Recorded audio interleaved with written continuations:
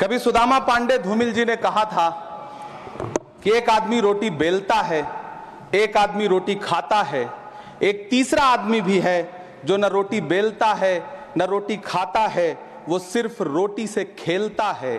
वो तीसरा आदमी कौन है? मेरे देश की संसद मौन है।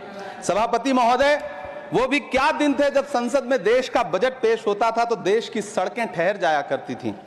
रेल बजट पेश होता था तो लोगों की उम्मीदें रेल के डिब्बों की तरह पटरियों पर दौड़ने लगती थीं। पूरा देश धड़कने रोक करके वित्त मंत्री और रेल मंत्री को सुना करता था। अफसोस, अब बजट पेश हो जाता है, मीडिया चैनल सरकार का महिमा मंडन करते हैं और बेचारी जनता बजट के आंकड़ों के शब्द जाल में उलझी हुई महीनों बाद समझ पाती है कि उसका तो फिर से कट गया। सभापति महोदय, पिछले 2 साल अमृतकालीन बजट पेश किए गए और इस बार एक नई शब्दावली गढ़ी गई है, तुष्टीकरण बनाम संतुष्टीकरण का बजट। सभापति महोदय, सुनने में कितना अलंकारिक लगता है ये शब्द। सोच रहा हूं देश की वित्त मंत्री और प्रधानमंत्री जी से पूछूं कि आखिर किसकी संतुष्टि? जिस बजट में मनरेगा के लिए 1 रुपए की बढ़ोतरी ना हो, वही पुराना 86,000 करोड़, जबकि पहले ही 9,754 करोड़ का घाटा हो, जिस मनरेगा से करोड़ों मजदूरों के घर में चूल्हा जलता हो, उस मनरेगा में काम करने वाले गरीब मजदूरों के लिए अगर आपके खजाने से 1 रुपया भी इजाफी नहीं निकल सका तो भला कौन संतुष्ट हुआ साहब? इस देश का गरीब मजदूर या आपके उद्योगपति दोस्त? वो जो महाराष्ट्र में लोकसभा और विधानसभा के बीच में 40 लाख मतदाता बढ़ाए गए थे, अरे उन्हीं के लिए मनरेगा का थोड़ा सा बजट बढ़ा देते। क्या उसमें मनरेगा का एक भी मजदूर नहीं था? 40 लाख लोगों में सारे के सारे 12 लाख की छूट वाले से आगे के लोग थे। सभापति महोदय, कल जब वित्त मंत्री जी देश की संसद में भाषण दे रही थी तो वहां मुंबई में कोई गरीब इंसान जब अपनी जेब टटोल करके अपनी मोटरसाइकिल में 1 लीटर पेट्रोल भरवा रहा था तो उस पेट्रोल की कीमत थी 103 रुपया प्रति लीटर। आखिर इतना महंगा पेट्रोल डीजल खरीद के कौन संतुष्ट हो रहा है? इस देश के गरीब लोग या फिर सरकार के चहेते धन्ना सेठ? सभापति महोदय, वित्त मंत्री जी इस बजट को मध्यम वर्ग को संतुष्ट करने वाला बजट बता रही हैं। अरे मैडम, हम आप यहां पर बैठे रहते हैं और वहां बाहर इसी दिल्ली में 1 लीटर दूध, चाहे वो अमूल का हो या फिर मदर डेयरी का हो, उसकी कीमत 73 रुपए लीटर है। इतना महंगा बेच करके कौन संतुष्ट हो रहा है? गरीब जनता या आपके धन्ना सेठ दोस्त? सभापति महोदय, इस सरकार का बाजार और महंगाई पर कोई नियंत्रण नहीं रह गया है। चाहे देश में लहसुन 400 रुपए किलो बिक जाए, टमाटर 100 रुपए किलो बिक जाए, प्याज का दाम सुनकर आंखों में आंसू आ जाए, लेकिन वित्त मंत्री महोदया बजट में महंगाई का मां भी नहीं बोलती हैं। बच्चों की किताब और पेंसिल तक पर टैक्स लगाने वाले सरकार से मैं पूछना चाहता हूं कि आप मध्यम वर्ग का हितैषी बताते हैं खुद को, तो शर्म नहीं आती है? खुद को धार्मिक कहने वाली सरकार भगवान श्री कृष्ण के प्रिय खाद्य पदार्थों दही और मक्खन तक पर जीएसटी लगाती है और बात करती है मध्यम वर्ग की हिमायती होने की। जिंदा रहते हुए जनता से हर चीज पर टैक्स वसूलने वाली यह सरकार कम से कम मरने पर तो लोगों को बख्श देती, लेकिन नहीं, वहां भी लूटना है। अंतिम संस्कार के सामान, अगरबत्ती, धूप बत्ती, केवड़ा जल, चंदन पाउडर, जौ, बताशा, काला तिल, पंचरत्न, कपूर और कफन तक पर टैक्स लेने वाली यह सरकार किस मुंह से खुद को मध्यम वर्ग का हितैषी बताती है? कौन सी संतुष्टि? किसकी संतुष्टि? कदम कदम पर टैक्स देकर लुटने वाली जनता की या फिर जनता से टैक्स वसूल करके धन्ना सेठों का खजाना भरने वाली सरकार की? किसकी संतुष्टि? सभापति महोदय, 18 अगस्त 2015 आरा का बिहार का ऐतिहासिक मैदान, सजा हुआ मंच, हजारों की भीड़ और सामने खड़े हुए देश के प्रधानमंत्री का भाषण। बिहार के भाइयों बहनों, आज मैं बिहार के लिए पैकेज की घोषणा कर रहा हूं। 50,000 करोड़ कर दूं कि ज्यादा कर दूं? अखिलेश भाई, 60,000 करोड़ कर दूं कि ज्यादा कर दूं? 70,000 करोड़ कर दूं कि ज्यादा कर दूं? 80,000 करोड़ कर दूं कि ज्यादा कर दूं? चलो, मैं बिहार को 1.25 लाख करोड़ का पैकेज दे रहा हूं। 10 साल हो गए सभापति महोदय, वही ढाक के 3 पात। बिहार आज भी विकास की बाट जोह रहा है। भाषण आज भी प्रधानमंत्री जी के YouTube चैनल पर सुना जा सकता है। जो झूठ बोल के करता है मुतमईन सबको, वो झूठ बोल के खुद मुतमईन नहीं होता। सभापति महोदय, ये तो राहुल जी का असर है। कौन सा शब्द सर, कौन सा शब्द? झूठ। ठीक है सर, मिथ्या बोल करके, जो मिथ्या बोल के करता है मुतमईन सबको, वो मिथ्या बोल के खुद मुतमईन नहीं होता। ये राहुल जी का असर है। जो मखाना बोर्ड की घोषणा हुई, अखिलेश जी आपको याद होगा, भारत जोड़ो न्याय यात्रा में 30 जनवरी 2024 को बिहार के रंगभूमि मैदान में राहुल गांधी जी का पूर्णिया में भाषण था और उसमें मखाना को लेकर उन्होंने आवाज उठाई थी। ये उनका असर है कि आपको मखाना बोर्ड बनाना पड़ा, वरना तो आप मैखाना बोर्ड बनाने वाले लोग हैं। सभापति महोदय, बिहार को झूठे पैकेज और चुनावी दिलासे देना बंद करिए। आज भी जब कोसी में बाढ़ आती है तो पूरा सीमांचल बर्बाद हो जाता है। मैंने उस तबाही को अपनी आंखों से देखा है। 2016-17 की बाढ़ में अपने इन्हीं हाथों से राहत सामग्री बांटी है मैंने। अगर सच में बिहार के लिए कुछ करना चाहते हैं तो बिहार को बाढ़ से बचाने का प्रबंध करिए। पूर्णिया एयरपोर्ट 10 साल से बाट जो रहा है, घोषणा 2014 में हुई, बन के आज तक तैयार नहीं हुआ। अलीगढ़ मुस्लिम विश्वविद्यालय का किशनगंज सेंटर बजट के अभाव में दम तोड़ता जा रहा है। मैंने पिछले बजट सत्र में भी आवाज उठाई थी। आज फिर वित्त मंत्री जी से अनुरोध करना चाहता हूं, दामन फैला करके, कि अलीगढ़ मुस्लिम विश्वविद्यालय का किशनगंज सेंटर बन जाने दीजिए। आखिर कौन सी नफरत है? ये मुल्क हमारा भी है, इस मुल्क की मिट्टी में हमारा भी खून पसीना शामिल है। हमसे इतनी भी क्या नफरत? रिश्तों की ये नाजुक डोरें तोड़ी थोड़ी जाती हैं, अपनी आंखें दुखती हो तो फोड़ी थोड़ी जाती हैं। सभापति महोदय, अल्पसंख्यक मंत्रालय का बजट काटकर मौलाना आजाद नेशनल फेलोशिप बंद कर देना, प्री मैट्रिक स्कॉलरशिप बंद कर देना, नई मंजिल योजना बंद करना, धरोहर योजना बंद करना। 2024-25 के बजट में माइनॉरिटी मिनिस्ट्री के लिए 3183 करोड़ रुपए की घोषणा हुई, लेकिन देश को हैरत होगी कि बाद में समीक्षा करके लगभग आधा कर दिया गया, 1868 करोड़ रुपए। मुझे सरकार से पूछना है कि कौन संतुष्ट हुआ? इस देश का अल्पसंख्यक संतुष्ट हुआ या आप संतुष्ट हुए? किसका संतुष्टिकरण?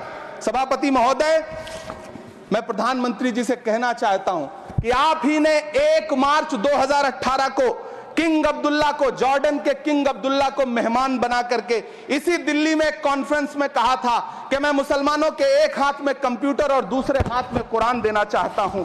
कंप्यूटर देने की बात तो छोड़िए, पढ़ाई के लिए जो स्कॉलरशिप मिल रही थी उसको भी छीन लिया आपने। किसको संतुष्ट करने के लिए? हम समझते हैं इस साजिश को। आप माइनॉरिटी मिनिस्ट्री का बजट काटते काटते एक दिन मिनिस्ट्री को ही बंद कर देना चाहते हैं। वो जहर देता तो सबकी नजर में आ जाता, सो ये किया कि हमें वक्त पर दवाएं न दी।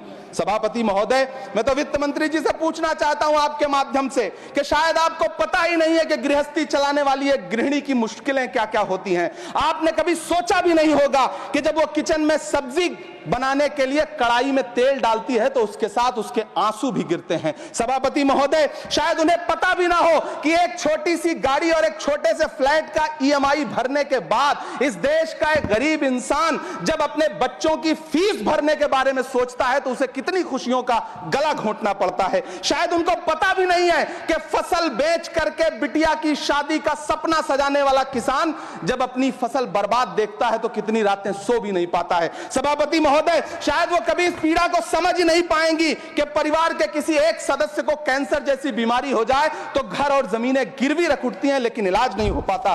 सभापति महोदय, इसी देश की संसद में कभी स्वर्गीय सुषमा स्वराज जी ने कहा था कि जब देश की करेंसी गिरती है तब देश की प्रतिष्ठा गिरती है। एक तरफ कोलंबिया जैसा छोटा सा देश और उसके प्रधानमंत्री गुस्तावो पेत्रो खड़े हैं जो कोलंबिया के नागरिकों को हथकड़ी लगाकर लाने वाले जहाज को अमेरिका बैरंग वापस लौटा दे रहे हैं, और दूसरी तरफ हमारे प्रधानमंत्री जी खड़े हैं जो बेड़ी और हथकड़ी लगा करके लाए गए बेटों के अपमान पर एक शब्द नहीं बोल रहे। सभापति महोदय, मैं इतिहास के पन्ने पलट रहा हूं, मुझे 2 किरदार याद आ रहे हैं। एक तरफ निक्सन के 7वें बेड़े की धमकियों के सामने लोहे की तरह अडिग इंदिरा गांधी खड़ी हैं, तो दूसरी तरफ खुद ही नमस्ते ट्रंप का नारा लगाते हुए प्रधानमंत्री जी खड़े हैं। मेरे कानों में सुषमा स्वराज जी की आवाज गूंज रही है। बहुत कम बोलने वाले डॉक्टर मनमोहन सिंह ने बहुत ज्यादा बोलने वाले प्रधानमंत्री जी को जब देश की बागडोर सौंपी थी तो $1.58 का था, आज 85 से 87 के बीच में झूल रहा है। इन दिनों रुपए की अहमियत गिरती है तो न तो देश की प्रतिष्ठा गिरती है, न ना प्रधानमंत्री की गरिमा। जिस देश में 80 करोड़ लोगों को 5 किलो राशन के लिए कतारों में लगना पड़ता हो, उस देश में यह सरकार 12 लाख तक के टैक्स न लेने के लिए अपनी पीठ थपथपा रही है।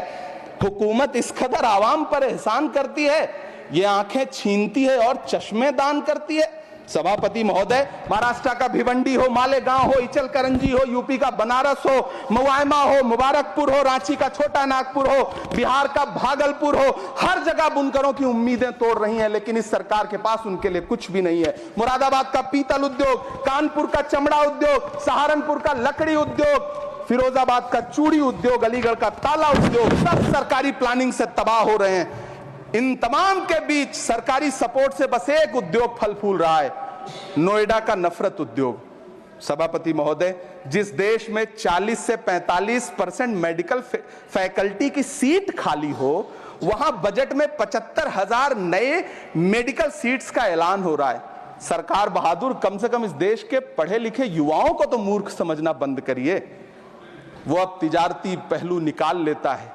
पहले 7500 मेडिकल सीट्स बाद में बनाइएगा, पहले जो एम्स में 2161 पद खाली पड़े हैं उनको तो भर दीजिए। वो अब तिजारती पहलू निकाल लेता है। मैं कुछ कहूं तो तराजू निकाल लेता है। मैं इसलिए भी तेरे फन की कद्र करता हूं तो झूठ बोल के आंसू निकाल लेता है। सभापति महोदय, फिर झूठ आया है, मैं उसे मिथ्या कर दे रहा हूं। शायरी में बार बार आ जाता है, क्या करूं महोदय।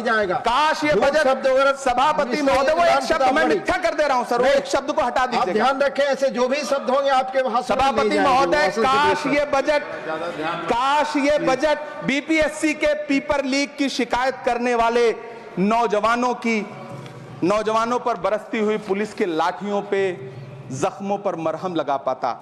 सभापति महोदय, पिछले 80 दिन से 70 साल का एक बुजुर्ग एमएसपी की लीगल गारंटी मांगता हुआ आमरण अनशन पे बैठा हुआ है। काश ये बजट किसान नेता जगजीत डल्लेवाल की टूटती हुई सांसों की पीड़ा सुन पाता। काश ये बजट प्रतियोगी परीक्षाओं की तैयारी के लिए दिल्ली, कोटा, पटना, अहमदाबाद जैसे शहरों में, इलाहाबाद जैसे शहरों में किताबों के साथ गल रहे युवाओं के सपनों को जिंदगी दे पाता। काश ये बजट वंदे भारत के सुनहरे विजुअल के बजाय देश की गरीब जनता को कुछ और पैसेंजर ट्रेनें दे पाता। काश ये बजट सीनियर सिटीजन को ट्रेन टिकटों में मिलने वाली रियायतें वापस लौटा पाता, जिनको सरकार ने कोविड के नाम पे छीन लिया था। काश ये बजट किसानों की राह में कीले नहीं बल्कि कालीन बिछाने वाला बन पाता। काश ये बजट सरकारी मालिकों को यह समझा पाता कि नेहरू को कोसने से अर्थव्यवस्था नहीं सुधरेगी, उसके लिए डॉक्टर मनमोहन सिंह साहब की अर्थ नीति अपनानी पड़ेगी।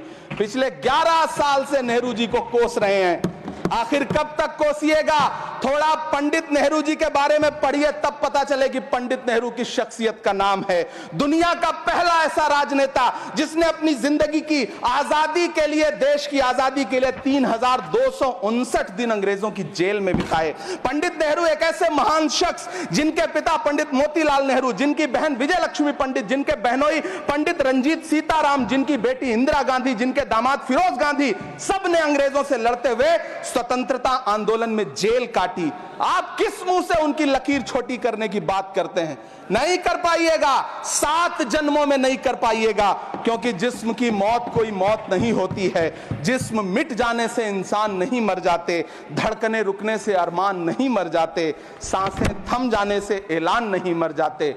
जिस्म की मौत कोई मौत नहीं होती है। सभापति महोदय, मैं आपके सामने खड़ा होकर के एक बहुत छोटी सी कहानी सुनाना चाहता हूं कि महान बादशाह सिकंदर ने जब यूनान फतेह किया तो जीत का जश्न मनाने के लिए शहर की सड़कों पर निकला, तो उसने देखा कि पूरा शहर तो जश्न मना रहा है, एक फकीर सड़क के किनारे चादर तान के सो रहा है। सिकंदर को गुस्सा आया, घोड़े से उतरा, उस फकीर के पास गया और उसे सोता देख करके उसे जोर की एक लात मारी और लात मार के कहा कि क्यों रे फकीर, मैंने यूनान फतेह कर लिया, लोग जश्न मना रहे हैं और तू सो रहा है।